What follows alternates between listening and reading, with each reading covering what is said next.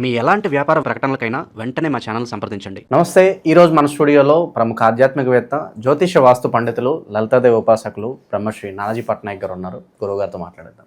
నమస్కారం గురుగారు. శ్రీమాత్రే నమః. అక్టోబర్ మాసం విశేషంగా కర్కాటక రాశి వాళ్ళకి ఈ నెల ఏ విధంగా కలిసి రాబోతుంది, ఎలాంటి జాగ్రత్తలు పరిహారాలు తీసుకుంటే బాగుంటుంది? అక్టోబర్ మాసంలో గనక చూసుకున్నట్లయితే కర్కాటకం వారికి ఫస్ట్ ఆఫ్ ఆల్ రాస్యాధిపతి మనకి 24-25 తేదీల్లో నీచి పొందుతున్నాడు. సో ఈ అక్టోబర్ మాసంలో 24th and 25th డేట్స్లో ఎటువంటి డెసిషన్స్ తీసుకోకూడదు. Point number 1. ఇక రెండవది ఏమిటి అంటే వీరికి రెండవ స్థానంలో శుక్రకేతులు ఉన్నారండి. సో మనీ మ్యాటర్స్ విషయంలో కొంచెం 9వ తేదీ వరకు జాగ్రత్తగా ఉండాలి. 9కి శుక్రుడు మారిపోతాడు. So no need worry. అలాగే రాశిలోకి 18వ తేదీ నుంచి గురువు వస్తాడు. ఎప్పుడైతే గురువు రాశిలోకి వస్తాడో, ఎగ్జాల్ట్ అవుతున్నాడో గురువు, కొంచెం అది వీళ్ళకి అంటే పేరు ప్రఖ్యాతలు రావడానికి, మెంటల్లీ బాగా స్ట్రెస్లో ఉన్న వాళ్ళకి క్లియర్ అవ్వడానికి, అదేదో భగవంతుడు ఉన్నాడు లేని ఒక నమ్మకంతో ముందుకు వెళ్ళిపోతాడు. తెలియని ఒక కాన్ఫిడెన్స్ లెవెల్స్ అవి పెరగడానికి బాగా అనుకూలిస్తాడు. ఇక్కడ చెప్పాలంటే అది బాగుంది చెప్పాలంటే వీరికి. అండ్ అలాగే ఇక్కడ ఫైనాన్షియల్గా బాగా గ్రోత్ రావాలి అంటే వీరు ఎక్కువగా గణపతి యొక్క ఆరాధన, అందులో ముఖ్యంగా లక్ష్మీ గణపతి ఆరాధన, సూర్య నమస్కారాలు ఎక్కువగా చేస్తూ ఉండాలి. ఇవి మీరు ఎంత చేస్తూ ఉంటే అంత బాగుంటుంది. అయితే ఈ ధనాధిపతి వెళ్ళి 3వ స్థానంలో బుధరాశుల్లో ఉన్నందుకు వీళ్ళకి ఏదైనా మనీ అనేది మీడియేటింగ్ ద్వారా రావడము, అలాగే ఈ 3వ స్థానం ఎప్పుడైతే పాపకత్తిరిలో ఉందో మీడియేటింగ్గా ఒక పని చేస్తారు, కానీ ఇచ్చేవాడు ఇంకా డబ్బులు ఇవ్వడం, ఇరుక్కోవడం లాంటివి ఉన్నాయి కొద్దిగా. ఎందుకంటే 2లో కేతువు, 3లో ఏమో పాపకత్తిరి, 4లో ఏమో కుజుడు. అంటే ఏమైపోయిందంటే 2nd, 3rd, 4th ఈ స్థానాలన్నీ కూడా పాపగ్రహాలతో సంబంధం కలిగి ఉంది. కాబట్టి మీడియేటింగ్ ఏదైనా చేసాం, ఒక రియల్ ఎస్టేట్లో ఒకరికి భూమి ఇప్పించాం. నేను చాలామందిని చూసా, జస్ట్ ఒక చిన్న డీల్తో లక్షలు వస్తాయండి వాళ్ళకి. అది కూడా భూయోగాలు ఉంటాయి వాళ్ళకి, భూమూలక ధనయోగము అంటారు. అది ఉండడం వల్ల వస్తూ ఉంటుంది వారికి. ఆ రకంగా వీరికి ఈ ఫలితాలు ఉన్నాయి. ఇంకోటి ఏంటంటే ఈ పంచమ దశమాధిపతి అయినటువంటి కుజుడు 4లో ఉన్నాడు. కాబట్టి ఇది కొంచెం వీళ్ళు ఏదైనా ప్రాపర్టీస్ కొనుగోలు చేయడానికి, ప్రాపర్టీ మూలంగా కొన్ని ఆర్గ్యుమెంట్స్ అవ్వడం ఇలాంటివి కూడా ఇస్తాడు. ఎందుకంటే ఎంతైనా కుజుడు తన యొక్క స్వలక్షణం అనేటువంటిది ఒకటి ఉంటుంది. కుజుడికి సహజ లక్షణాలు ఉంటాయి, కొన్ని సహజ కారకత్వాలు కొన్ని ఉంటాయి. కాబట్టి ప్రాపర్టీస్ తీసుకునేటప్పుడు కొంచెం అదే కాకుండా కుజుడి నుంచి అష్టమంలో రాహు ఉన్నాడు కర్కాటకానికి. కాబట్టి వీళ్ళు ఎట్టి పరిస్థితుల్లో మంగళవారము, శుక్రవారము, శనివారము ఈ 3 రోజులు వాహనం మీద వెళ్ళేటప్పుడు స్పీడ్గా వెళ్ళకూడదు. ఇంకా వీలైతే కుజహోర, శుక్రహోర, శనిహోరల్లో ఇంపార్టెంట్ అనుకున్నప్పుడు బయలుదేరకపోవడం చాలా మంచిది వీరికి. ఓకే, ప్రాపర్టీస్ తీసుకోకపోవడం మంచిది. ఆ రోజుల్లో వాహనం మీద ఎక్కువ స్పీడ్గా వెళ్ళదు, ఎప్పుడు వెళ్ళకూడదు. ఆ రోజు మరింత జాగ్రత్తగా ఉండాలి. ఆ హోరలు కొంచెం పాటించగలిగితే ఖచ్చితంగా బాగుంటుంది. ఇక వీళ్ళ యొక్క సంతానాన్ని విదేశాలకు పంపించాలనే ప్రయత్నం మాత్రం ఖచ్చితంగా ఫలిస్తుంది.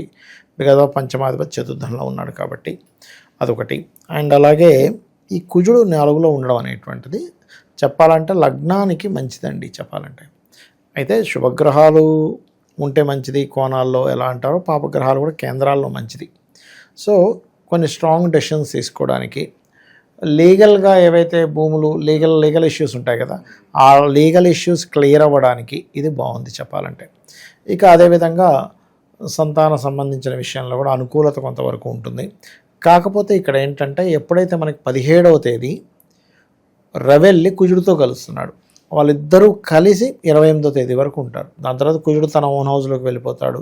రవి మాత్రం అక్కడే ఇంకొక 4 రోజుల పాటు ఉంటాడు, 17 నుంచి 17, 16వ తేదీ నవంబర్ వరకు కూడా. అయితే ఇక్కడ ఏంటంటే ఈ 2 గ్రహాలు కలిసినప్పుడు మీరెవరితోనైనా ఒక ల్యాండ్ డీల్ కనుక గవర్నమెంట్ వ్యక్తులతో కానీ, లేకపోతే గవర్నమెంట్ రిలేటెడ్ ఆక్షన్లో ల్యాండ్ తీసుకునే విషయాల్లో కానీ పర్టికులర్గా 17th నుంచి జాగ్రత్తగా ఉండాలి. ఇది ప్రధానంగా తీసుకోవాల్సినటువంటి జాగ్రత్త. ఇక వీళ్ళకి ఈ కర్కాటకం వారికి ప్రత్యేకంగా అష్టమంలో రాహు ఉన్నందుకు కొంచెం వాటర్ ప్లేసెస్కి వెళ్ళినప్పుడు చాలా జాగ్రత్తగా ఉండాలి. నీటి ప్రదేశాలకు వెళ్ళి ఇబ్బంది పడడం లాంటివి జరుగుతూ ఉంటాయి. అదొకటి మెయిన్గా చూసుకోవాలి. పిల్లల వల్ల తల్లిదండ్రులకి ఏదన్నా అపకీర్తి వచ్చే అవకాశాలు అని కనిపిస్తున్నాయంటారా? పిల్లల వల్ల అపకీర్తి అంటే కొద్దిగా చూపిస్తుందండి. ఎందుకంటే ఎప్పుడైనా సరే ఈ కుజుడు పిల్లల సంతానానికి కారకుడు, ఈ లగ్నానికి. శుక్రరాశుల్లో ఉంటూ శుక్రుడు నీచబడ్డాడు 9వ తేదీ నుంచి. కాబట్టి కొంచెం 9వ తేదీ నుంచి శుక్రుడు నీచంలో ఉన్నాడు కాబట్టి, అంటే తన రాస్యాధిపతి ఇక్కడ ఏంటంటే తన ఏ రాశిలో ఉన్నాడో ఆ అధిపతి పాడైనా ఇబ్బందే, తన రాశిలో ఏదైనా గ్రహం వచ్చి ఇబ్బంది పెడుతున్నా అది ఇబ్బంది. అంటే ఎలా అంటే ఎగ్జాంపుల్ ఇప్పుడు మీరు పిల్లల వల్ల అన్నారు చూసారా, మన ఇంట్లో పిల్లవాడు బయటదే చేసి వచ్చాడు, ఇంటి వాళ్ళకి ఇబ్బందేగా. తాగి రోడ్ల మీద తిరిగి కింద ఏదో ఎవరికో గుద్దేశాడనో, లేకపోతే ఏదో గొడవ పెట్టుకున్నాడనో, ఏదో అమ్మాయితో ఏదో పెట్టుకుని వాళ్ళు మన ఇంటికి వస్తున్నా అంటే ఏంటి, ఈ ఇంట్లో పిల్లవాడే. అంటే ఈ కుజుడు పంచమాధిపతి, సంతానానికి కారకుడు, ఆయన తులారాశిలో ఉంటూ ఆ రాస్యాధిపతి అయినటువంటి శుక్రుడు నీచపడుతున్నాడు. అంటే ఏమిటి, ఆ ఇంట్లో ఉండేవాడే, ఆ ఇంటి కారకుడే వెళ్ళి పాడవుతున్నప్పుడు మరి ఆ ఇంట్లో వాళ్ళకి కూడా ఇబ్బందేగా. కాబట్టి ఆస్ట్రాలజీలో ఈ డిస్పోజిషన్ సిస్టమ్ బాగా ప్రభావం చూపిస్తూ ఉంటుంది. కాబట్టి మనకి దాదాపుగా శుక్రుడు ఎప్పుడైతే 9వ తేదీ నుంచి మారుతున్నాడో ఆ సమయం నుంచి కొంచెం జాగ్రత్తగా ఉండాలి సంతానం విషయంలో. ఏదన్నా విశేషంగా యోగాలు ఏమన్నా వరించబోతున్నాయి ఈ నెలలో వీళ్ళకి ఏమన్నా? యోగాలంటే ఒకటేనండి, 4లో కేంద్ర స్థానంలో కూర్చుండడం ఒక యోగం. కాకపోతే 3వ స్థానంలో రవి బుధులు ఒక 3 రోజులే ఉంటారు. 1, 2, 3వ తేదీ మారిపోతాడు బుధుడు. ఆ 3 రోజుల్లో వీళ్ళు ఏదైనా అగ్రిమెంట్స్ చేసుకోవడానికి బాగుంది అని చెప్పొచ్చు, బుధాదిత్య యోగం 3లో ఉన్నందుకు. ఓకే, అదొక యోగం చెప్పాలంటే. లగ్నంలో గురువు రావడం ఒక యోగం అండి వీళ్ళకి. అంటే కర్కాటకంలో ఎగ్జాల్ట్ అవుతాడు కదా, అదేంటంటే ప్రత్యేకంగా సప్తమాన్ని చూస్తాడు కాబట్టి వివాహం చేసుకోవాలనుకునే వారికి ఇంతకాలము ప్రయత్నాలు చేస్తుంటే కుదరనటువంటివి ఎప్పుడైతే లగ్నంలోకి గురువు వస్తాడో, సప్తమాన్ని వీక్షిస్తాడో అది కొంతవరకు బాగుంటుంది. అది ఎవరెవరి వేటికి బాగుంటుంది, సంతానానికి బాగుంటుంది, ఎట్ ఏ సేమ్ టైం వివాహానికి బాగుంటుంది.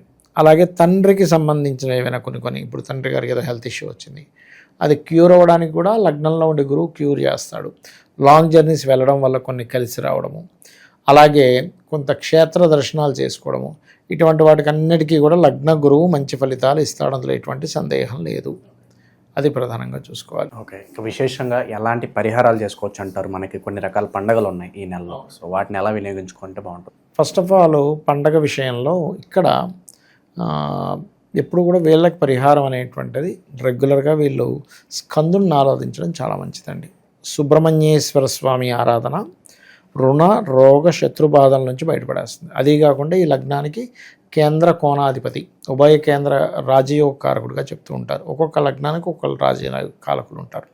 ఆ రకంగా వీరికి అంటే పండగ సమయంలో వీళ్ళు ఎక్కువగా జలంతో అభిషేకాలు చేయడము, జలంలో కొన్ని పుష్పాలేసి ఆ రకంగా అభిషేకం చేయడము, ఇవి చాలా చక్కటి ఫలితాలను ఇస్తాయి వీరికి.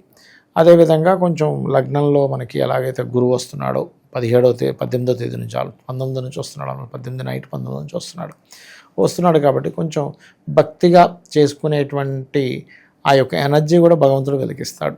ఎప్పుడూ కూడా ఏంటంటే మనం అనుకుంటాం మనం శ్రద్ధగా చేసాం, కానీ అమ్మవారు చేయించుకుంటుందండి. తను చేయించుకోవాలనుకున్నప్పుడు మాత్రమే ఈ యొక్క భక్తుడికి భక్తి అనేది వస్తుంది, లేకపోతే అదర్వైజ్ రాదు. ఈ సెప్టెంబర్ మాసంలో మనకి చంద్రగ్రహణం పూర్తయింది గురుగారు. సో దీనివల్ల కాస్త వీళ్ళకి మానసిక ఆందోళన ఉంటుంది అని అంటున్నారు. ఇది ఇంపాక్ట్ అనేది ఇంకెంతవరకు ఉంటుంది మరేంటి, కాస్త ఈ టెన్షన్స్ అన్నీ పోయి రిలాక్స్ అవ్వడానికి ఏదన్నా రెమెడీ ఉంటుంది? ఎగ్జాక్ట్లీ అండి. ఫస్ట్ ఆఫ్ ఆల్ ఏంటంటే గురువు రాశిలో ఉన్నాడు కదా, గురువు ఎప్పుడైతే రాశిలో ఉన్నాడో 19వ తేదీ నుంచి రిలాక్స్ వస్తుంది. కానీ 19 ముందు వరకు కూడా గ్రహణం రోజు నుంచి ఒక 40 days మాత్రం కొంచెం జాగ్రత్తగా ఉండాలి. ఎందుకంటే మనకి సెప్టెంబర్లో 7వ తేదీన గ్రహణం పడుతుంది. సో అక్టోబర్ ఆల్మోస్ట్ 7కి ఇంకో 10 రోజులు కలుపుకుంటే 17వ తేదీ వరకు, ఎలాగో 19వ తేదీ గురువు వస్తున్నాడు, 17వ తేదీ వరకు వీళ్ళకి అష్టమంలో పడింది. కాబట్టి ఈ లగ్నాధిపతి, ఈ రాస్యాధిపతి, కర్కాటకానికి రాస్యాధిపతి చంద్రుడే, ఈ చంద్రుడు అష్టమంలో గ్రహణంలో పెట్టాడు. కాబట్టి ఇక్కడ ఏంటంటే ఇది న్యూట్రల్ చెప్పాలంటే అష్టమంలో గ్రహణం అనేది, కానీ ఈ రాస్యాధిపతికి అష్టమం అవుతుంది కదా. కాబట్టి వీళ్ళు వాటర్ ప్లేసెస్కి వెళ్ళినప్పుడు ఇక్కడ గండం అనవసరంగా ఇక్కడ మనం రిస్క్ చేస్తున్నాము అనుకునే విషయంలో 17వ తేదీ అక్టోబర్ వరకు జాగ్రత్తగా ఉండాలి. ఓవరాల్గా అక్టోబర్ మాసం అంతా కూడా ఈ రాశి వాళ్ళకి ఏ విధంగా ఉంటుంది, ఎలాంటి జాగ్రత్తలు తీసుకోవాలి, చాలా బాగా వివరించారు. ధన్యవాదాలు. శ్రీమాత్రే నమః.